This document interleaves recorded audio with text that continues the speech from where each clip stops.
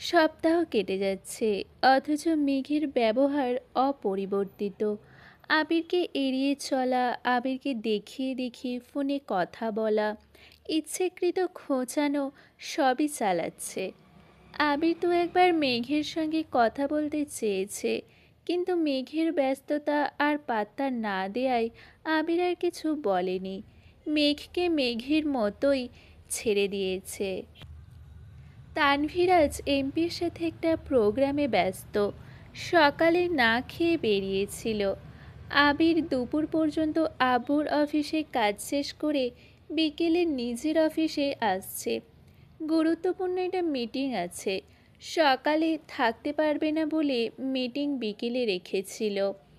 ইদানিং মেঘের উড়নচণ্ডী চলাচলে আবিরের মনের সাথে সাথে কাজেও তার প্রভাব পড়ছে।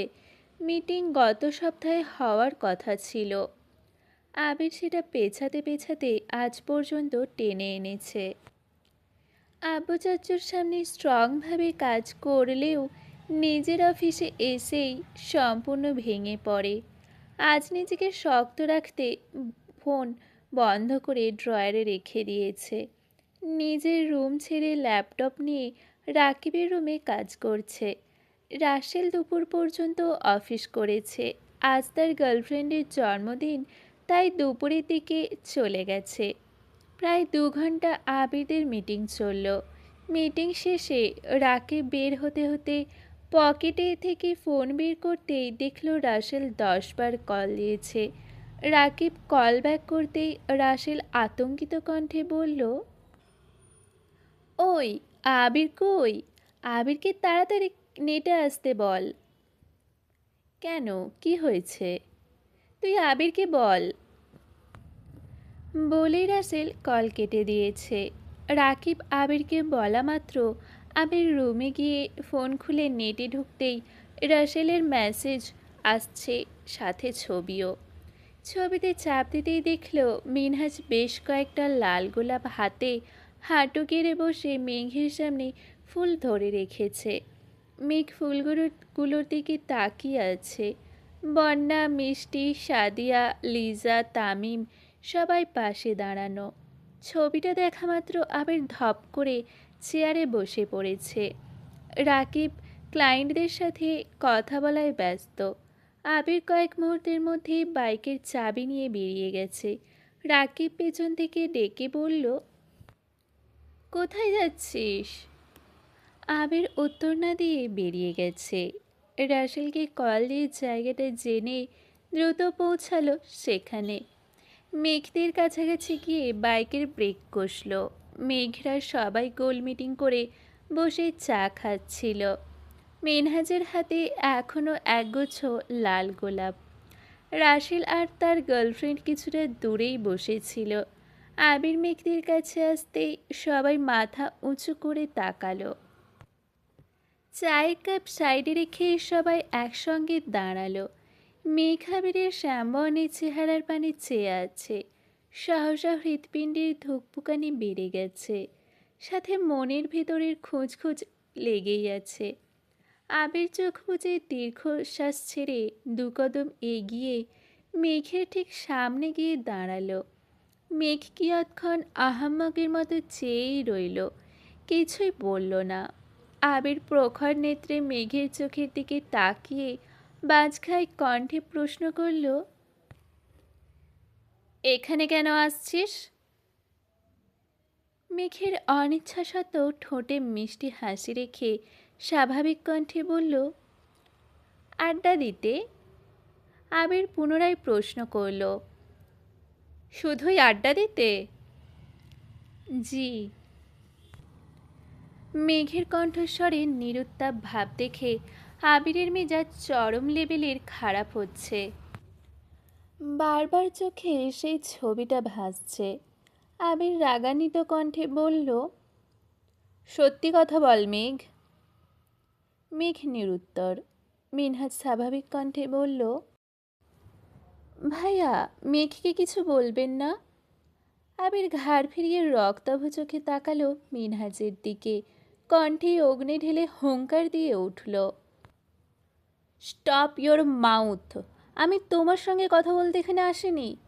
আজ আমার আর মেঘের মাঝে কেউ একটা টু শব্দ করলে তার লাশ পড়বে এখানে। আবিরের লাল চোখ জোড়া দেখে মিনহাজ দৃষ্টি নামিয়ে নিল। বন্যাসহ সবাই মাটির দিকে তাকিয়ে আছে। আবিরের হুঙ্কারে ভয়ে সবকটা কাঁপছে। ওদের অবস্থা দেখে আবির নিজেকে শান্ত করার ব্যর্থ চেষ্টা করল, কিন্তু ভেতরের ক্রোধের কাছে হার মানতে বাধ্য হলো। আবিরের এমন কাণ্ডে মেঘ অবাক চোখে তাকিয়ে আছে। তিরতির করে কাঁপছে ঠোঁট। বুকের ভেতর হৃৎপিণ্ডটা দিকবিদিক ছুটছে। ভয়ে ঢোক গিলল।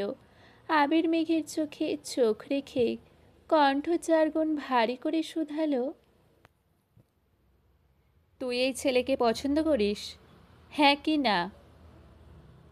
মেঘ নীরের দৃষ্টিতে আবিরের দিকে তাকিয়ে আছে। বারবার ঢোক গিলছে, কিছু বলতে পারছে না। মেঘ সহসা তাকালো ওদের দিকে। মিষ্টিরা চোখে ইশারা দিয়ে হ্যাঁ বলতে বলল। আবির ভাইয়ের মনের কথা জানার এর চেয়ে উত্তম উপায় আর নেই। মেঘের শ্বাস আটকে যাচ্ছে, শ্বাসনালীতে তুফান চলছে। কি করে বলবে এত বড় মিথ্যাটা? আবির মেঘের বাহুতে চাপ ধরে চেপে ধরে বাজখাই কণ্ঠে চিৎকার করল, তাকা এদিকে। মেঘের দেহ আবারও কম্পিত হলো। সঙ্গে সঙ্গে তাকালো আবিরের চোখের দিকে। রক্তাভত চোখ থেকে যেন আগুন বের হচ্ছে। সেই আগুনের মেঘের হৃদয় পুড়ে ছারখার হয়ে যাচ্ছে। মিনহাসদের শেখানো প্রতিটা কথা মেঘের মাথায় ঘুরছে। আবির ভাইয়ের মনের কথা জানতে হলে মিথ্যাটা বলতেই হবে। মেঘ ঢোক গিলে ফোঁস করে শ্বাস ছেড়ে গম্ভীর কণ্ঠে বলল, হ্যাঁ। আবির সহসা মেঘের বাহু ছেড়ে দিয়েছে। কয়েক মুহূর্ত মেঘের চোখের দিকে তাকিয়ে রইল। কপাল ঘামছে। আবির হাত দিয়ে কপালের ঘাম মুছে ঘুরে গিয়ে বাইকে বসে বাইক স্টার্ট দিল।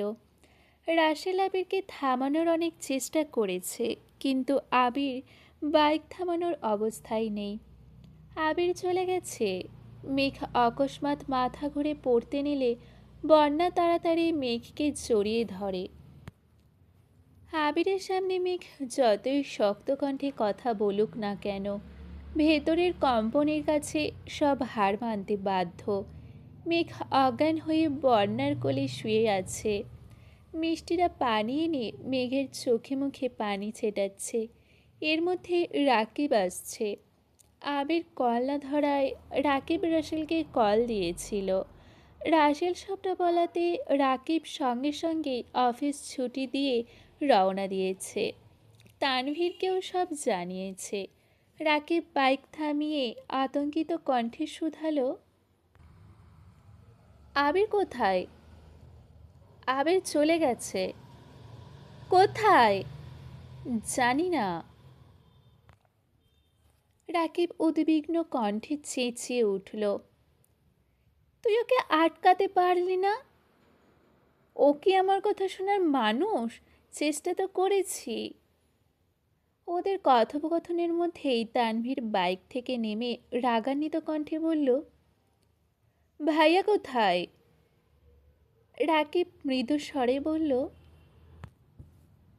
ও বাইক নিয়ে চলে গেছে। তানভীর আগবাজ না ভেবে মিনহাজকে এলোপাতাড়ি মারতে শুরু করলো। তামিম বাজাতে আসলে তামিমের গায়েও বেশ কিছু মার পড়েছে। রাকিব রাসেল তাড়াতাড়ি গিয়ে তানভীরকে টেনে হিঁচড়ে সরিয়ে আনলো।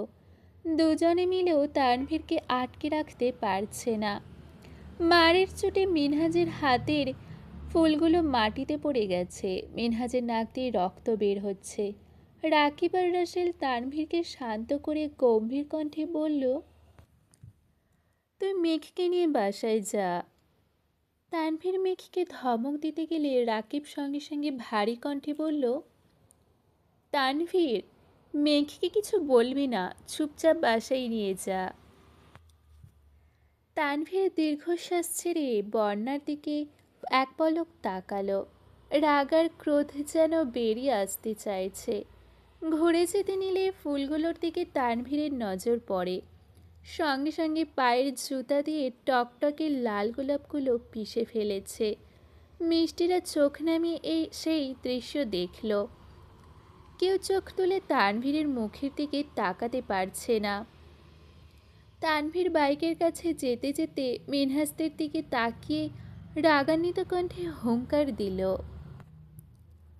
আমি এখন চলে যাচ্ছে ঠিকই, কিন্তু আমার ভাইয়ের কিছু হলে তোদের খবর আছে বলে দিলাম। তানভীর বাইকে স্টার্ট দিয়ে মেঘকে উদ্দেশ্য করে ভারী কণ্ঠে বলল, ওঠ। রাকিব আবারও বলল, মেঘকে চুপচাপ বাসায় নামিয়ে দিবি, রাগ দেখাবি না বললাম। তানভীর মিনহাসদের দিকে একবার তাকালো, গম্ভীর কণ্ঠে রাকিবের উপর চেঁচিয়ে উঠল, আমার ভাইকে তাড়াতাড়ি খুঁজে বের করো, না হয় লাশ গুম করার ব্যবস্থা করো, আমি আসছি। আবিরকে রাকিব আর রাসেল মিলে কলের পর কল দিচ্ছে, কিন্তু আবির একেবারে জন্য কল ধরছে না। প্রথম দিকে আবিরের ফোনে কল ঢুকলেও কিছুক্ষণ পরে আবির ফোন বন্ধ করে ফেলেছে। মিষ্টি, সাদিয়া আর লিজা একে অপরের দিকে অসহায়ের মতো তাকিয়ে আছে। বন্যা বিড়বিড় করে বলল, তোদের সাবধান করেছিলাম, একবারের জন্য কথা শুনলি না। ওরা একসঙ্গে বলল, সরি দোস্ত। রাকিব মিনহাজার তামিমের দিকে তাকিয়েই দেখছে না। পাবলিক প্লেসে মারছিল বলে বাধ্য হয়ে তানভীরকে তখন আটকেছিল। না হয় তানভীরের সাথে সাথে রাকিবও দুটাকে পেটাইতো। ওদের প্রতি প্রায় 6 মাসের ক্ষোভ জমে আছে রাকিবের মনে। রাকিবের কলিজার বন্ধু আবির। আবিরের সব কিছুতে রাকিব যেমন সবার আগে এগিয়ে আসে, তেমনি আবিরও তাই। ছোটবেলা থেকেই ওদের ফ্রেন্ডশিপ অনেক স্ট্রং। সচরাচর দেখা যায় এক বন্ধু ঝগড়া লাগলে আর এক বন্ধু থামায়, অথচ ওদের মধ্যে এমন সম্পর্ক যে একজন ঝগড়া লাগলে আর একজন সঙ্গ দেয়। দুজন মিলে ওই ছেলেকে মারে। কলেজ জীবনে রাকিব টুকিটাকি রাজনীতি করত, কিন্তু আবিরের সেসবে কোনো ইন্টারেস্ট ছিল না।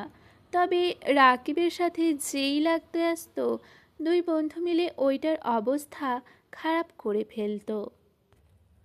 পরবর্তীতে কলেজের পরীক্ষায় রাকিবের রেজাল্ট খারাপ হওয়ায় আবির বুঝিয়ে শুনিয়ে রাকিবকে রাজনীতি থেকে সরিয়ে এনেছিল। এখনও কলেজের অনেক বন্ধুরা রাকিবকে লিডার বলে ডাকে। রাকিব আবিরকে কল দিয়েই যাচ্ছে। এই সুযোগে রাসেল চোখের ইশারায় মিনহাজার তামিমকে চলে যেতে বলল, কারণ তানভীর যদি বাইচান্স আবার এখানে আসে আর মিনহাজদের সামনে পায়, তাহলে এবার আর ওদের বাঁচানো যাবে না। তামিম মিনহাজকে নিয়ে চলে গেছে। রাকিব কিছুক্ষণ পর বিষয়টা খেয়াল করেছে, তবুও রাসেলকে কিছু বলেনি। রাকিবের সব টেনশন এখন আবিরকে নিয়ে। শহরের আশেপাশে যত বন্ধু আছে একে একে সবাইকে কল দিয়ে জানিয়েছে, যাদের বাইক আছে তারা বাইক নিয়ে বেরিয়ে পড়েছে। রাকিব এগিয়ে গিয়ে একটা রিক্সা ঠিক করে বন্যাকে বলল, তুমি বাসায় চলে যাও। আচ্ছা বলে চলে গেছে। রাকিব বাকিদের উদ্দেশ্যে রেগে বলল, তোমরা যাও এখন। রাকিবের রাগী স্বর শুনে ওরাও মাথা নিচু করে চলে গেছে। পরিস্থিতি অস্বাভাবিক দেখে রাসেলের গার্লফ্রেন্ডও চলে গেছে। রাকিব রাসেলকে নিয়ে বাইক স্টার্ট দিল। তানভীর মিখিকে বাসার সামনে নামিয়ে দিয়েই চলে গেছে, একটা কথাও বলেনি। রাকিবরা প্রায় 1 ঘন্টা যাবৎ আনাচে কানাচে ঘুরছে, অথচ আবির একেবারে নিরুদ্দেশ হয়ে গেছে। কেউ আবিরের কোনো খোঁজ পাচ্ছে না। বন্যা বাসায় গিয়েই মেঘকে কল দিল। মেঘ রিসিভ করতেই বলল, কী রে, তুই ঠিক আছিস? মেঘ মৃদু স্বরে বলল, আমি ঠিক আছি, কিন্তু আবির ভাইয়ের কোনো খোঁজ পাচ্ছি না। তুই আবির ভাইয়াকে কল দে, আমার ভয় লাগতেছে। এখন ভয় লাগে কেন? এতদিন বারণ করার পরও তো একটু ভয় লাগলো না। আমি এখন কি করব? আবির ভাইয়াকে কল দে, আর কিছু করতে হবে না। উনি কি কল ধরবেন? ধরবেন কি না সেটা দিলেই বুঝবি। তুই ওনাকে রাগাইছিস। তোকে শান্ত করতে হবে। আমি পারবো না, ভয় লাগতেছে। আর একটা কথা বললে আর একটা কথা বললে তোর খবর আছে বলে দিলাম।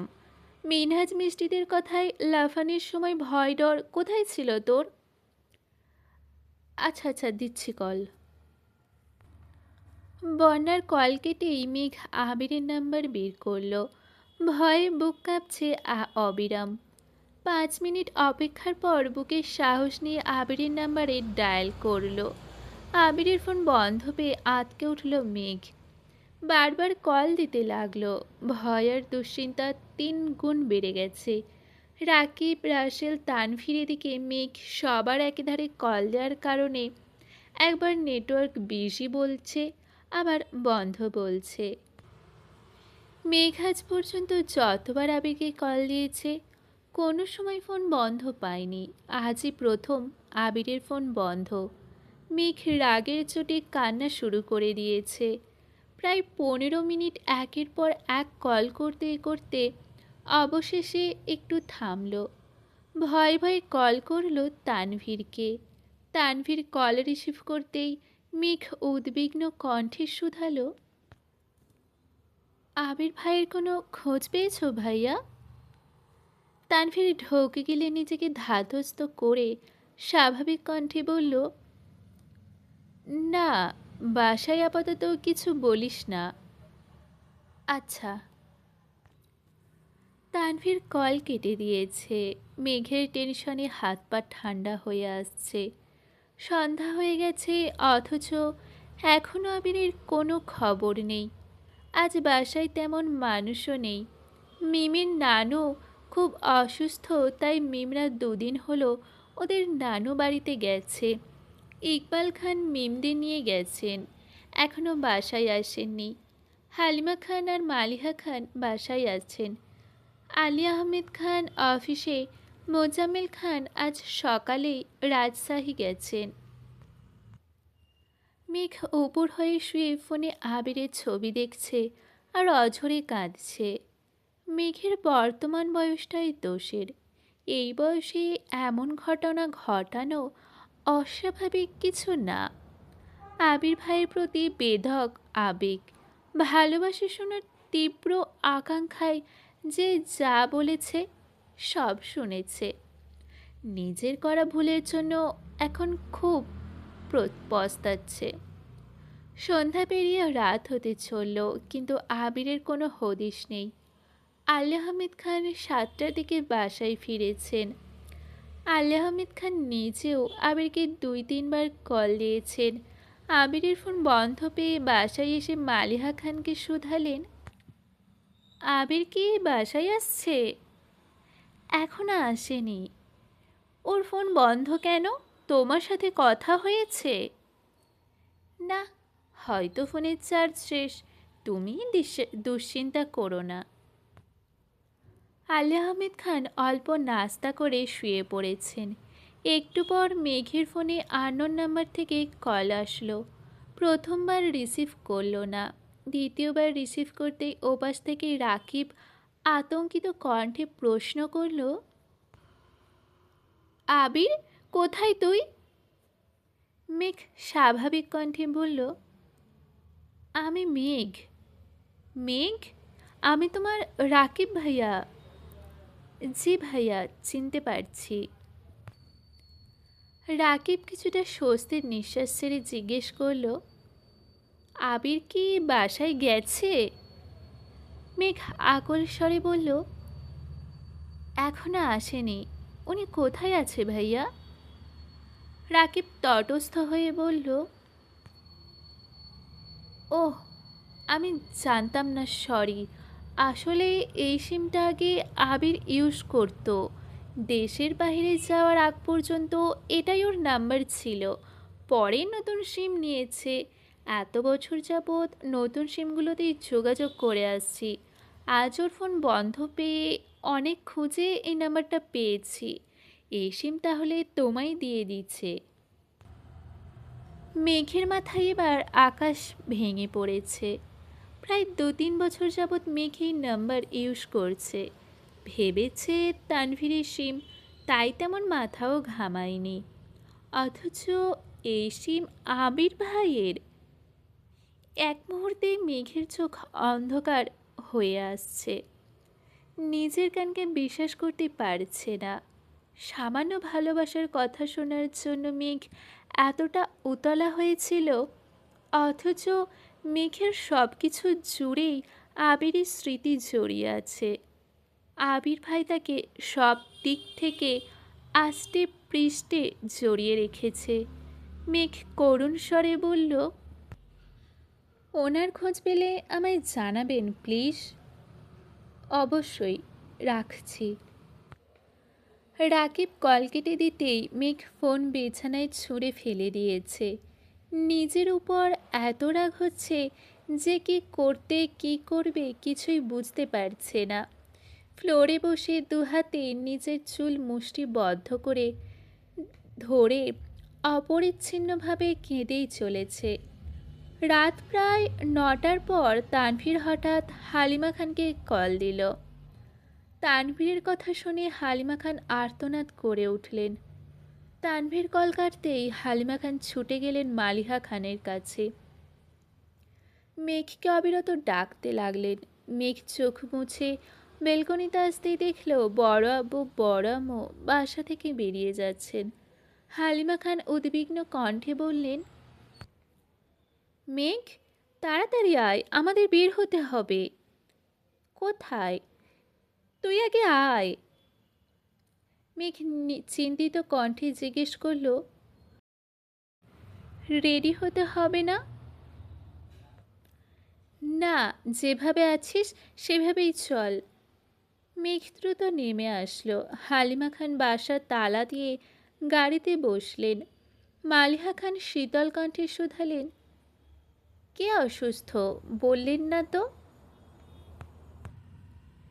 মেঘের বুকটা ছ্যাঁত করে উঠল। বুকের ভেতরটা কেমন যেন মোচড় দিচ্ছে। ফোনটাও বাসায় ফেলে আসছে। আবির ভাইয়ের খোঁজ পাইনি এখনও। মেঘের গলা শুকিয়ে কাঠ হয়ে আছে, কথা বের হচ্ছে না গলা দিয়ে। হালিমা খান স্বাভাবিক কণ্ঠে বললেন, হাসপাতালে গিয়ে দেখি। মালিহা খান আর্তনাদ করে উঠলেন, আমাদের কারো কিছু হয়েছে? হালিমা খান তানভীরকে কল দিয়ে হাসপাতালের ডিটেলস নিয়েছে। মালিহা খানের কথায় কোনো উত্তর দেননি। জ্যাম পেরিয়ে হাসপাতালে আসতে আসতে 10টার উপরে বেজে গেছে। হাসপাতালের সামনেই রাকিব দাঁড়ানো ছিল। সবাই নামতেই রাকিব রাস্তা দেখিয়ে ভেতরে নিয়ে যাচ্ছে। মেঘ হাঁটছে ঠিকই, তবে হাঁটায় কোনো গতি নেই। অক্লিষ্ট আঁখিতে মেঘ রাকিব ভাইয়াকে দেখছে। রাকিবের শার্টে ছোপ ছোপ রক্তের দাগ লেগে আছে। দেখে বোঝা যাচ্ছে শার্টটা ভেজা। মেঘের পা চলছে না, ভয়ে হাত পা কাঁপছে, মাথা ঘুরছে, চোখে ঝাপসা দেখছে। কোনো রকমে ওদের পেছন পেছন একটা রুমের দরজা পর্যন্ত এসেই সবাই থমকে দাঁড়ালো। প্রাইভেট ক্লিনিকের একটা ছিমছাম রুমের বেডে বেহুঁশ অবস্থায় শুয়ে আছে আবির। মাথায় সাদা ব্যান্ডেজ, ডান হাতে ডান পায়ে ব্যান্ডেজ করা। আবিরকে এই অবস্থায় দেখে ছুটে গিয়ে মালিহা খান আবিরকে ধরে বিলাপ শুরু করে দিয়েছেন। আলিয়া আহমেদ খান করুণ দৃষ্টিতে ছেলেকে কিছুক্ষণ দেখে আশপাশ নজর দিলেন। তারপর ভারী কণ্ঠে রাকিবকে শুধালেন, কি করে? বাইক অ্যাক্সিডেন্ট করেছে। আলী আহমেদ খান সঙ্গে সঙ্গে হুঙ্কার দিয়ে উঠলেন, বাইক কেনার সময়ই বলেছিলাম, একবারের জন্যও আমার কথা মানল না। আলী আহমেদ খান আবারও হুঙ্কার দিয়ে উঠল, তানভীর কোথায়? রাকিব আস্তে করে বলল, ইম্পর্টেন্ট কাজে গেছে, চলে আসবে। রাকিব মাথা নিচু করে দাঁড়িয়ে আছে, কিছুই বলছে না। এদিকে মেঘ নিস্তব্ধ হয়ে দাঁড়িয়ে আছে, এক চুল নড়ছে না।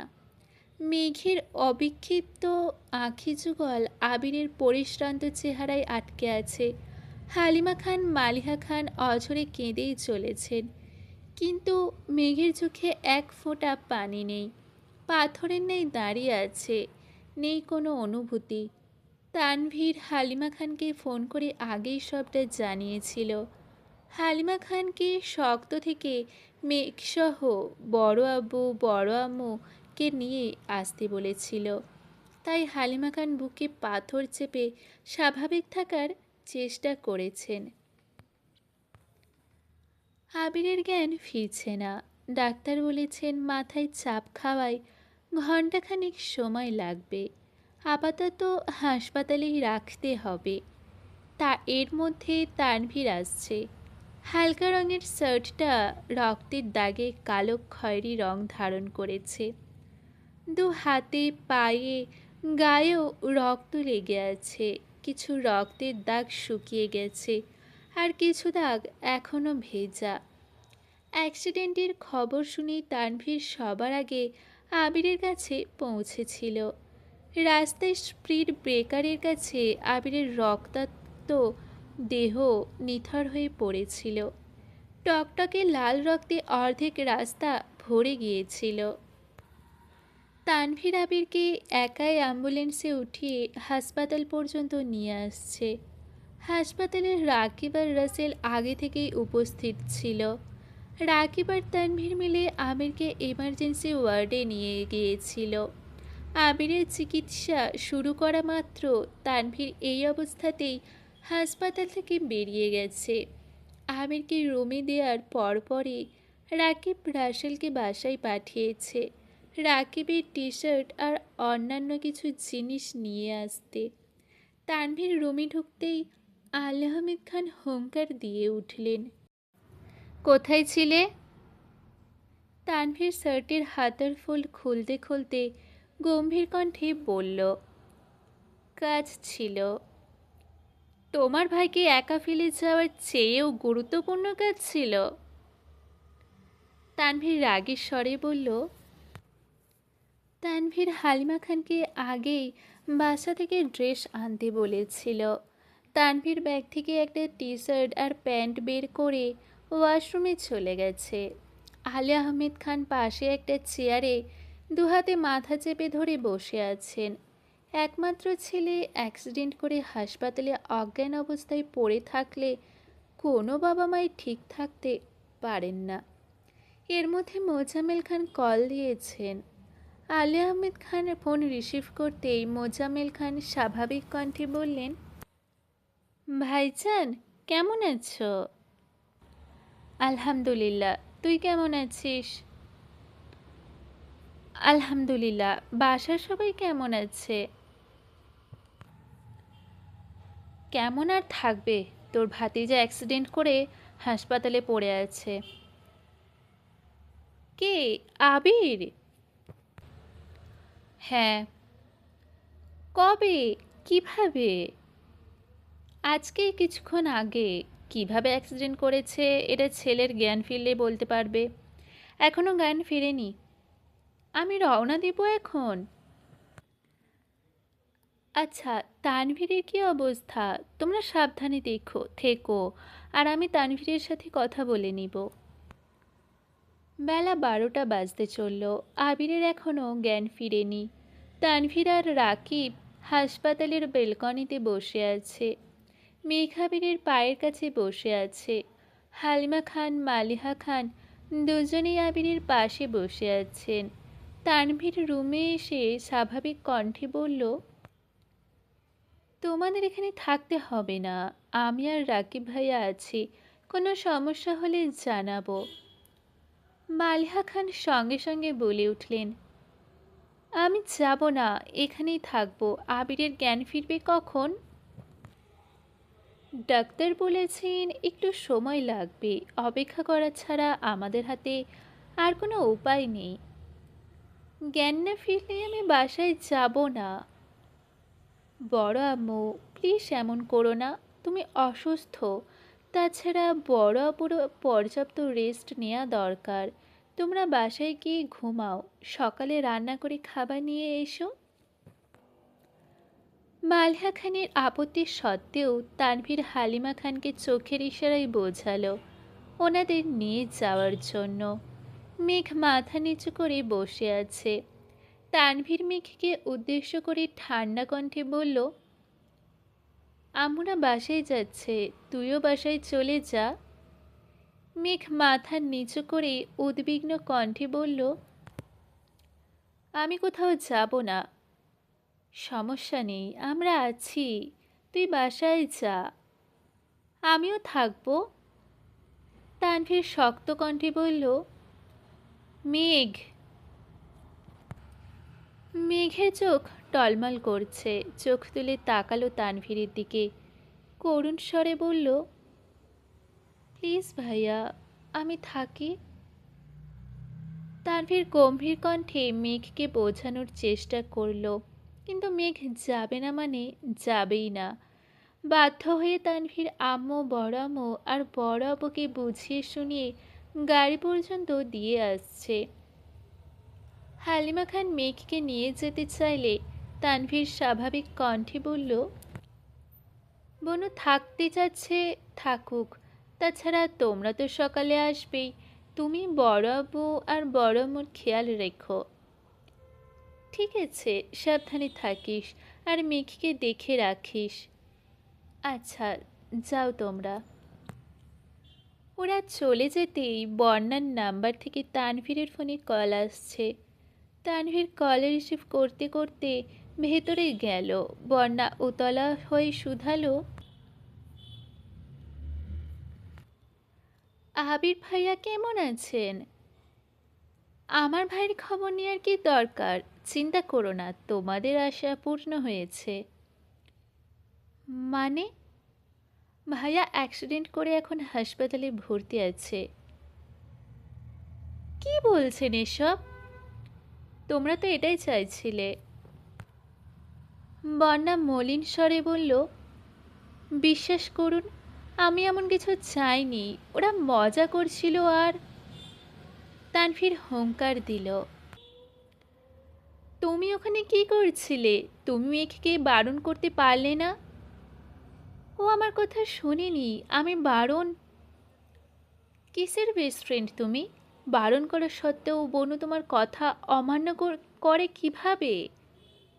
বন্যা আস্তে করে বলল, মেঘ কোথায়? আছে। ওকে একটু দেয়া যাবে? কি দরকার? কথা যখন মানতেই পারোনি, তাহলে এখন আর কথা বলতে হবে না। একটু দরকার ছিল। কি দরকার আমায় বলো। মিনহাজ আর তামিমকে ফোনে পাচ্ছি না, ওদের সাথে মেঘের কথা হয়েছে কিনা জানতাম। মিনহাজ আর তামিম যেখানে থাকার সেখানেই আছে, বনুর সাথে কথা হয়নি। শান্তি? মানে? কি করেছেন ওদের?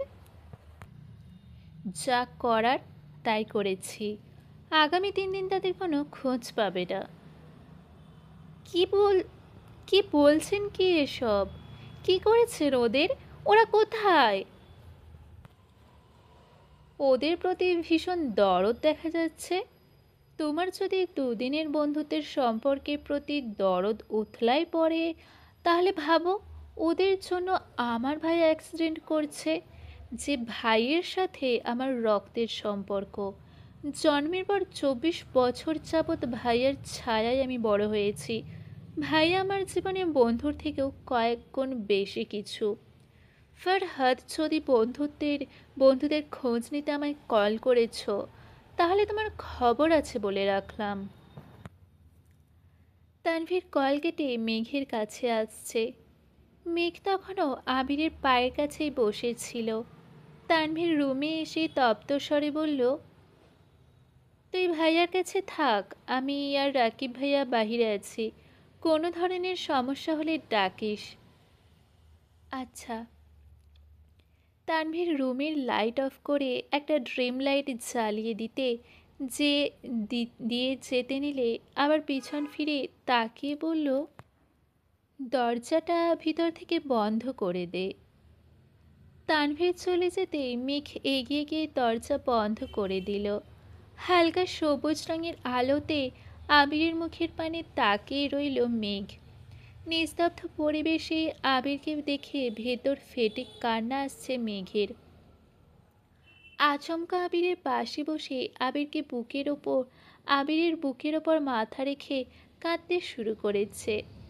দীর্ঘ সময় ধরে অঝরে কাঁদছে। মেঘের চোখের পানিতে আবিরের বুক ভিজে গেছে। কত সময় ভেবে মেঘের গভীর ক্রন্দন চলল তা জানা নেই। শ্বাস ছেড়ে কান্নারত অবস্থায় বলতে শুরু করলো, আমি মিনহাজকে পছন্দ করি না, একটুও করি না। আপনাকে ছাড়া আমি কাউকে পছন্দ করি না। আপনি আমার জীবনের প্রথম এবং একমাত্র ভালোবাসা। আবির ভাইকে ছাড়া আমি একেবারে নিঃস্ব।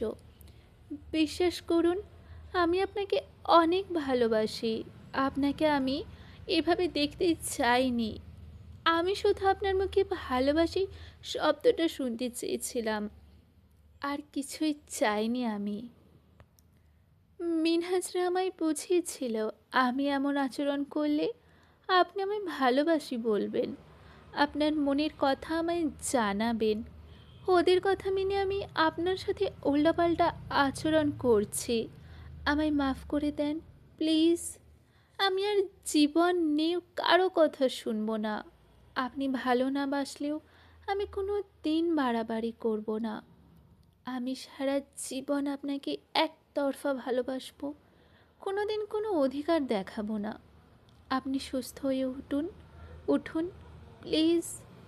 আপনি অসুস্থ থাকলে আপনার শরীরের কি হবে? ছোটবেলায় আপনি আমায় একটা থাপ্পড় দিয়েছিলেন বলে আমি আপনার সাথে দিনের পর দিন কথা বলিনি। আপনি অনেক চেষ্টা করেছেন, তবু আমি বলিনি। আপনি তারপরও আমায় নিঃস্বার্থভাবে ভালোবেসেই গেছেন। দেশে ফেরার সময় সবচেয়ে বেশি গিফট আপনি আমার জন্যই এনেছিলেন। আপনি বাইক কিনে বাসায় আসার পর প্রথমবার আপনাকে দেখে আমার হৃদস্পন্দন থেমে গিয়েছিল। সেদিন আমি প্রথমবারের মতো আপনার প্রতি দুর্বলতা অনুভব করেছিলাম।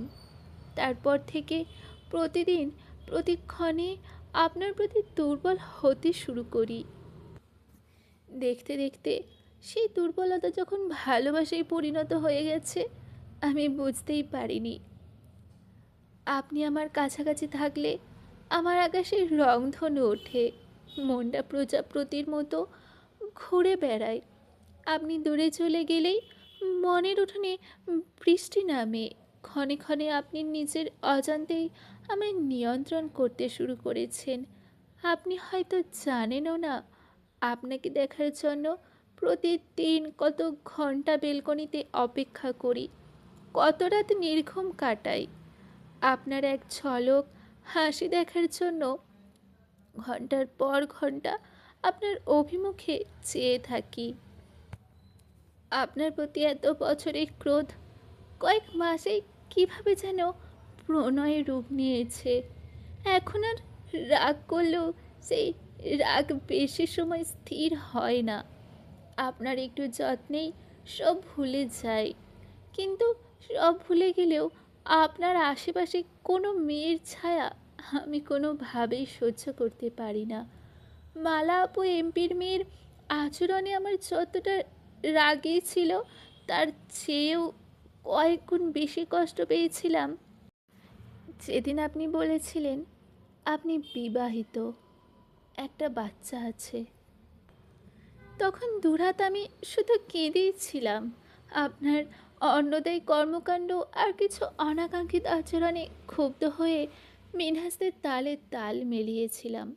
আপনার অধিকার বোধ আমায় বরাবরই আকৃষ্ট করে। তবে আজ কেন অধিকার দেখাননি?